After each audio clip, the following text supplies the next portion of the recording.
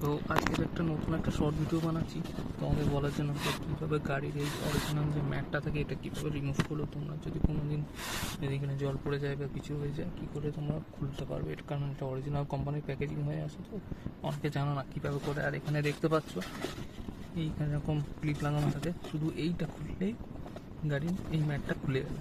এটা খোলার জন্য কিছুই না, এটাকে তোমায় ঘোরাতে হবে। এই দেখো, প্রথমবার যদি খোলো এটাকে খুব টাইট থাকবে, প্রথমে হয়তো ঘুরবে না, আস্তে আস্তে করে স্ক্রু ড্রাইভার দিয়ে ঘুরিয়ে ঘুরিয়ে তোমাকে খুলতে হবে। এটা আরামসে খুলে চলে আসবে।